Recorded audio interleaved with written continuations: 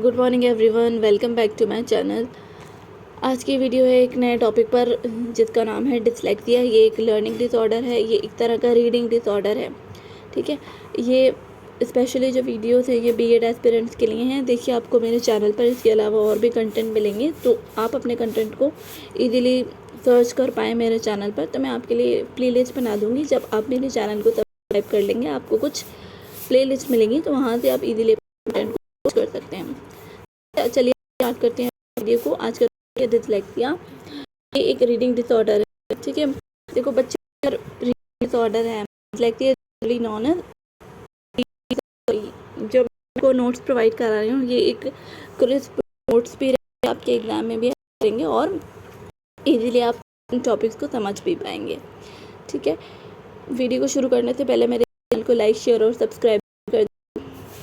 चलिए हम स्टार्ट करते हैं। डिसलेक्सिया क्या है? एक रीडिंग डिसऑर्डर है। देखो, ये रीडिंग डिसऑर्डर है, वो रीडिंग बैकवर्डनेस से डिफरेंट है। ऐसा भी तो हो सकता है बच्चे को डिसलेक्सिया ना हो, फिर भी बच्चा थोड़ा रीडिंग में बैकवर्ड हो, बहुत अच्छे से रीडिंग नहीं कर पाता हो या रीडिंग में डिफ़िकल्टी हो, तो ये डिफरेंट है। रीडिंग बैकवर्डनेस डिफरेंट है, डिसलेक्सिया डिफरेंट है। ठीक है, इसका कॉमन सिम्टम्स, हम कुछ सिम्टम्स से उनकी प्रॉब्लम से पता लगा सकते हैं कि डिसलेक्सिया है। बच्चा क्या करेगा डिसलेक्सिया में? उसकी कॉमन जो सिम्टम है वो क्या है? फॉरगेटफुलनेस। बच्चा भूलेगा। क्या भूलेगा? लेटर्स भूलेगा, उसकी साउंड्स भूलेगा, कनेक्शन लेटर्स को साउंड के साथ कनेक्शन बिठाने में वो फेल होगा, स्पेलिंग भूलेगा। और ऐसा भी हो सकता है कि वो उल्टा पढ़े, जैसे कि बी को डी बना दे, डी को बी बना दे, सी को उल्टा ही बनाए, सीधा ना बना पाए, कुछ भी उल्टे सीधे लेटर्स देख कर उल्टे सीधे लेटर्स बनाए। तो ये सब क्या है? ये डिसलेक्सिया के साइन होते हैं, सिम्टम्स होते हैं। स्पेलिंग के साथ वो गड़बड़ करेगा, जो वर्ड्स हैं उनको नहीं रिकॉग्नाइज कर पाएगा। These are the common symptoms of dyslexia. आप जो मैंने आप ये पॉइंट्स में लिखा है, आप अपने एग्जाम में भी लिख सकते हैं, और यू कैन जस्ट स्क्रीनशॉट ले लो और आप खुद से भी अब नोट्स बना सकते हो उसको देखकर। ठीक है, हमने बस ये जाना कि डिसलेक्सिया क्या है। जब बच्चे को डिसलेक्सिया होगा, उसको कुछ प्रॉब्लम्स भी फेस करने को मिलेंगी हमें। वो कौन सी प्रॉब्लम्स होंगी वो हम देखते हैं। ठीक है, देखिए, जब भी डिसलेक्सिया पर क्वेश्चन आएगा तो डिसलेक्सिया क्या प्रॉब्लम, सॉल्यूशन, टीचिंग में कैसे हेल्प कर सकते हैं, यही सब होता है। तो हम उसके प्रॉब्लम क्या है? प्रॉब्लम तो डिसलेक्सिया, जिस बच्चे को डिसलेक्सिया हो वो डिसलेक्सिया, तो प्रॉब्लम क्या होंगी? प्रॉब्लम तो यही होंगे उसके में लेटर्स और वर्ड्स रिवर्सल, वो रिवर्स से पढ़ेगा। हो सकता है कि वो स्लो वॉज पर बी को पढ़े। ठीक है, तो लेटर्स और रिवर्सल एक प्रॉब्लम है डिसलेक्सिया में। व्हेन रीडिंग एंड राइटिंग, अब रहेगा गलत तो लिखेगा गलत। सो को वॉज लिखेगा, बी को डी पढ़ेगा, बी को डी लिखेगा। तो यही प्रॉब्लम, तो मेजर प्रॉब्लम यही है। दूसरी प्रॉब्लम है ओवर हैंड राइटिंग। मतलब है कि वो मार्जिन लिखता, हवा में उड़ते हुए देखेंगे लेटर्स। थर्ड प्रॉब्लम क्या है? No writing skills.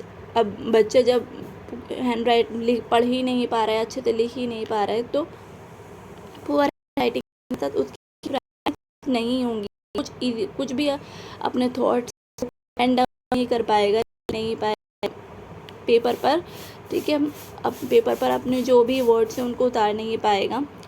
Putting their thoughts, अपने थॉट्स को हम कहते हैं ना बच्चों से कुछ लाइंस लिखो इस टॉपिक पर, तो वो नहीं कर पाएगा ये सब।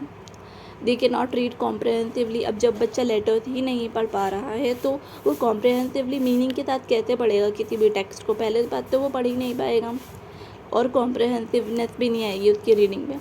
Next problem is difficulty in understanding और रिमेंबरिंग। अब बच्चे को, अब देखो, एक पॉइंट से दूसरा पॉइंट निकल रहा है। ठीक है, वो डिफ़िकल्टी महसूस करेगा, अब समझ नहीं पाएगा बस, और रिमेंबर भी नहीं कर पाएगा। क्या वर्ड्स को भी नहीं रिमेंबर कर पाएगा, पढ़ कर भूलेगा। अभी उसको करा के जाएंगे हम, वो तो कुछ देर बाद ही जो वर्ड्स हैं उसको फॉर्मेशन है वो सब भी भूल जाएगा।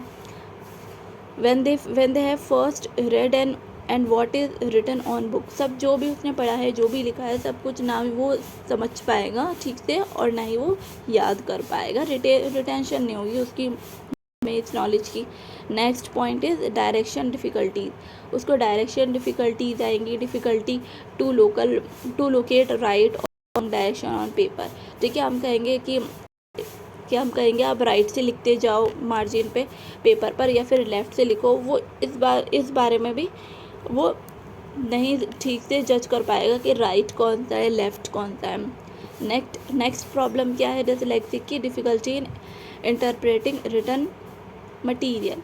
इंटरप्रेटिंग रिटन मटीरियल का क्या मतलब है कि जो भी लिखा हुआ है, ठीक है, हो सकता है क्लास में चार्ट्स हों, बुक्स पे कुछ लिखा हो, ठीक है, कुछ भी वो इंटरप्रेट नहीं कर पाएगा, मतलब मीनिंग नहीं निकाल पाएगा जो भी वो पढ़ेगा अपने आस। ठीक है, लेटर्स हों, वर्ड्स हों, उनको इंटरप्रेट नहीं कर पाएगा, उनको मीनिंग नहीं निकाल पाएगा। तो ये सब प्रॉब्लम्स हैं किसकी, डिसलेक्सिक की।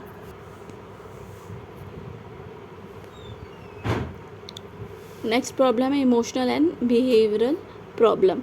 अब देखो जो डिसलेक्सिक बच्चा है वो अपने आप को क्या थोड़ा डिफरेंट पाएगा, उसका लर्निंग स्टाइल अलग है, उसे इमोशनल प्रॉब्लम्स आएंगी, कभी वो हाइपर हो जाएगा, ख़ुद को आइसोलेटेड फील करेगा, अलग थलग महसूस करेगा, डिप्रेस हो जाएगा, क्योंकि वो सब बच्चों की नॉर्मल बच्चे हैं, उनकी पेज से सब कुछ नहीं सीख पाते, जबकि क्लास में तो सब अपनी नॉर्मल जो पेस है, स्पीड है, उससे सीख रहे होंगे।